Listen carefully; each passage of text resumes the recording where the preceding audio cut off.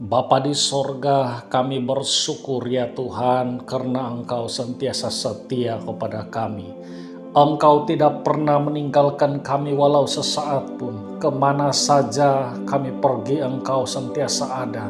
Apapun yang kami alami, Engkau juga sentiasa ada, memperhatikan dan menolong kami.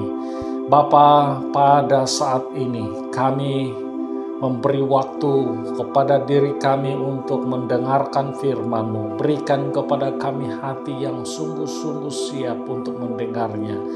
Hamba-Mu menyerahkan diri di dalam tangan-Mu Tuhan. Saat hamba-Mu menyampaikan kebenaran firman-Mu, berikan hamba-Mu hikmat sorgawi, supaya dapat menyampaikan kebenaran firman Tuhan ini sungguh-sungguh yang berasal daripada Engkau sendiri. Terima kasih Tuhan, dalam nama Yesus Kristus kami sudah berdoa. Amin. Hari ini kita akan membaca dalam Injil Matius pasal 26 ayat 30 sampai ayat 35. Saya bacakan demikian. Sesudah menyanyikan nyanyian pujian, pergilah Yesus dan murid-muridnya ke Bukit Zaitun. Maka berkatalah Yesus kepada mereka, "Malam ini kamu semua akan tergoncang imanmu karena aku, sebab ada tertulis, aku akan membunuh gembala dan kawanan domba itu akan tercerai-berai. Akan tetapi sesudah aku bangkit, aku akan mendahului kamu ke Galilea." Petrus menjawabnya, "Biarpun mereka semua tergoncang imannya karena Engkau, aku sekali-kali tidak." Yesus berkata kepadanya, "Aku berkata kepadamu, sesungguhnya malam ini sebelum ayam berkokok engkau telah menyangkal aku 3 kali." Kata Petrus kepadanya, "Sekalipun aku harus mati bersama-sama engkau, aku takkan menyangkal engkau." Semua murid-murid yang lain pun berkata demikian. Waktu Yesus memperingatkan mereka bahwa pada malam itu mereka tergoncang iman, mereka semua menyangkal bahwa mereka akan tergoncang. Nah, saudara-saudara, pada hari ini saya ingin membawa kita untuk sharing firman Tuhan dengan tema goncangan iman. Bukankah pada hari-hari ini kita sedang mengalami goncangan-goncangan iman? Apakah kita masih tetap beriman kepada Tuhan ataupun sebaliknya? Mengikut Yesus Kristus tidak berarti tidak akan mengalami goncangan iman. Demikian pula halnya orang yang tidak beriman. Mereka juga mengalami hal yang sama. Mereka juga akan mengalami goncangan. Kalau kita lihat dalam bacaan kita sebentar tadi, murid-murid Yesus mengalami goncangan iman saat Yesus ditangkap. Dan inilah kenyataannya. Saat Yesus ditangkap, dianiaya dan dibunuh, mereka semuanya tercerai-berai. Mereka mengalami goncangan yang sangat dahsyat di dalam kehidupan mereka. Apa yang menyebabkan mereka tergoncang? Yang menyebabkan mereka tergoncang ialah karena ketakutan mereka akan ancaman kematian. Dan hari-hari ini juga kita sedang mengalami ancaman kematian akibat COVID-19. Tetapi kita tidak mau menyerah kepada goncangan-goncangan yang sedang terjadi pada saat ini. Kita mau maju, bangkit untuk terus maju di dalam iman kita. Kita harus penuh semangat.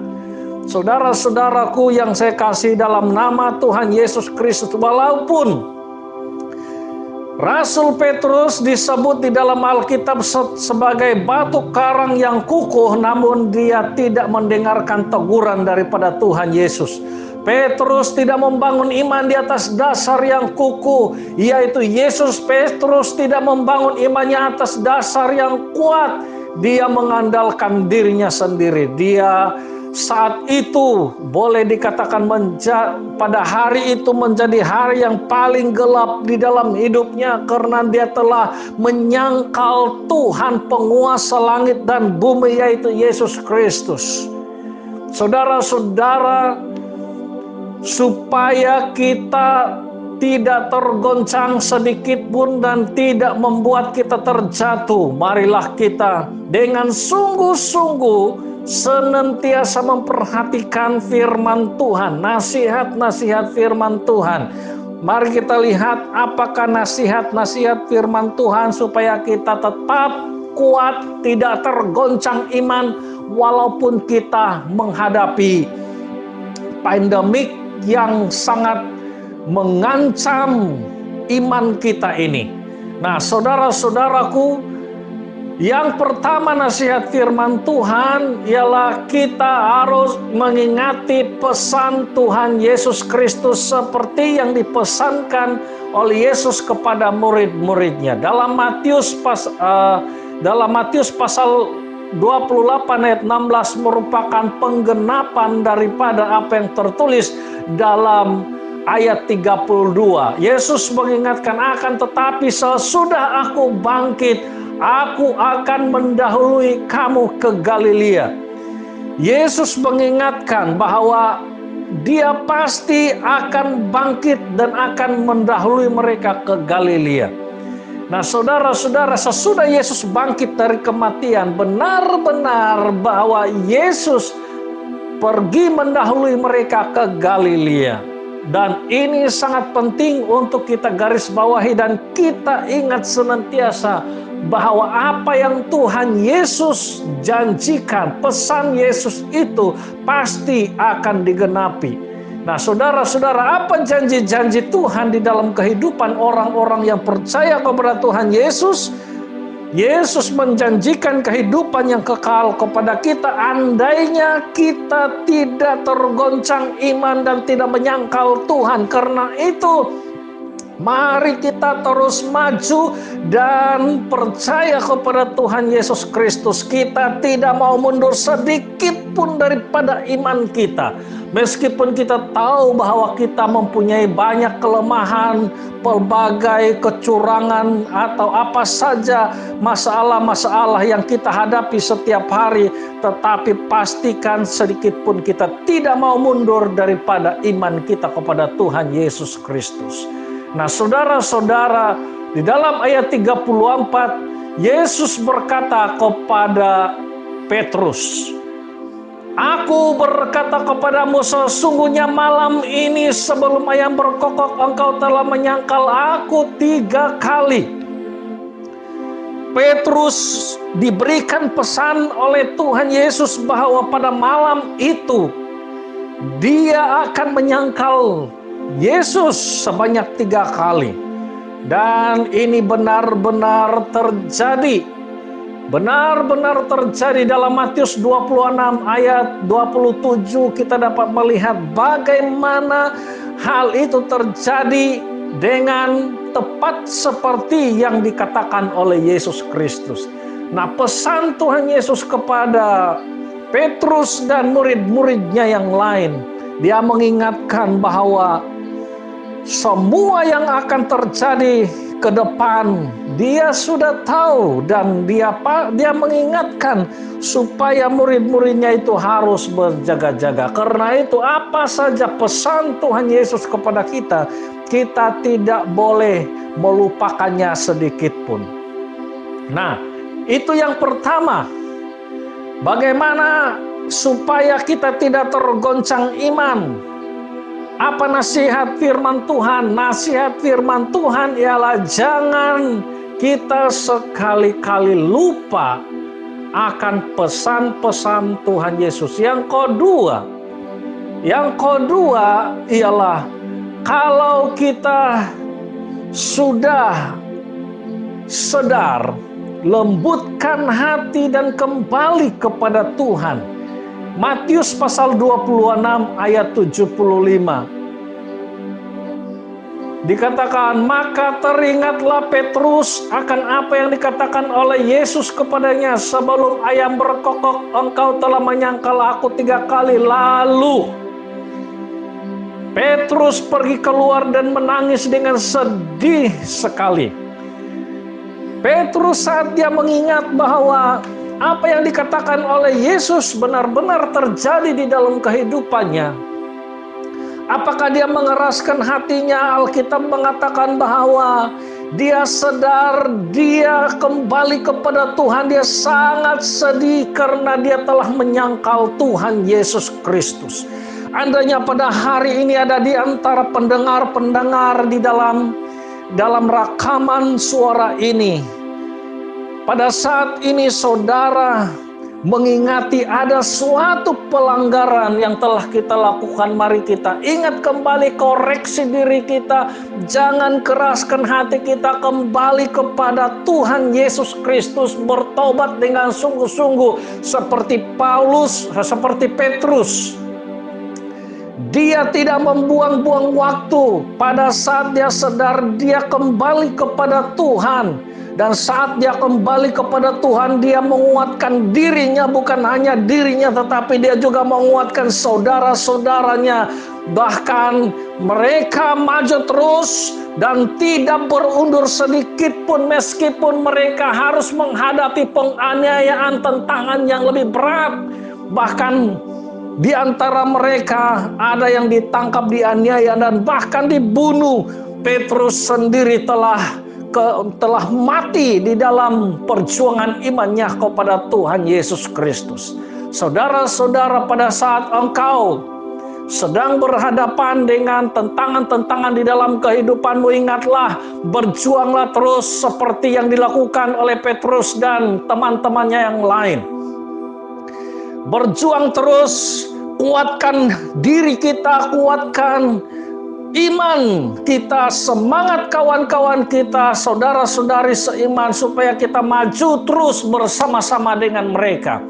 Apapun goncangan-goncangan yang kita hadapi, kita tidak akan berundur sedikit pun di dalam iman kita kepada Tuhan Yesus Kristus. Kita sadar bahwa kita sangat sukar untuk mengelak daripada goncangan-goncangan yang terjadi di dalam dunia ini. Apa yang kita dapat lakukan ialah kita harus menghadapinya. Segala tantangan, segala cobaan adalah dihadapi. Kita tidak dapat mengelak daripada itu karena kita masih berada di dalam dunia sampai saat ini. Saudara-saudara, kalau kita percaya bahwa Yesus Kristus itu hidup, kita pasti akan yakin bahwa kita akan memperoleh kehidupan. Tuhan Yesus berjanji bahwa Dia akan menyertai kita, Dia tidak akan meninggalkan kita sampai selama-lamanya, sampai akhir zaman. Dalam Matius pasal 28 ayat yang ke-20, Yesus mengatakan, dan ajarlah mereka melakukan segala sesuatu yang telah Kuperintahkan kepadamu, dan ketahuilah Aku menyertai kamu senantiasa sampai kepada akhir zaman. Tuhan Yesus tidak akan pernah meninggalkan kita. Dia akan menyertai kita apapun yang terjadi di dalam kehidupan kita. Bukan hanya penyertaannya sekadar sampai di dalam dunia ini, tetapi sampai kepada kekekalan Dia bersama-sama dengan kita di dalam sorga. Tuhan Yesus memberkati kita semua. Haleluya. Mari kita berdoa. Bapa di sorga, kami bersyukur karena hari ini Tuhan mengingatkan kepada kami bahwa kami akan menghadapi goncangan-goncangan yang sangat berat di dalam kehidupan kami. Kami sadar ya Tuhan bahwa goncangan-goncangan yang sedang berlaku saat ini adalah suatu ujian iman bagi kami. Kami mau supaya kami tetap kuat, teguhkan hati kami Tuhan dalam menghadapi semua yang kami harus hadapi di dalam dunia ini. Kami tidak dapat menghindar daripada daripada goncangan-goncangan, tentangan-tentangan yang kami hadapi, tetapi satu hal yang kami percaya bahwa Engkau menyertai kami, Engkau tidak meninggalkan kami, Engkau menguatkan dan meneguhkan hati kami, sehingga kami akan terus maju dengan cemerlang di dalam iman kepadamu. Ya Tuhan, kami berdoa bagi mereka yang sedang di dalam pergumulan dan juga pencarian secara rohani di dalam iman. Kami berdoa supaya mereka menemukan iman yang benar dan sempurna di dalam Tuhan Yesus Kristus. Terima kasih Tuhan. Kami hamba-Mu berdoa juga bagi saudara-saudara yang sedang sakit saat ini. Saya berdoa supaya tangan Tuhan yang Maha Kuasa menjamah tubuh yang sakit, dijamah dan disembuhkan di dalam nama Tuhan Yesus Kristus. Terima kasih Bapa di sorga. Ini doa kami. Haleluya. Amin.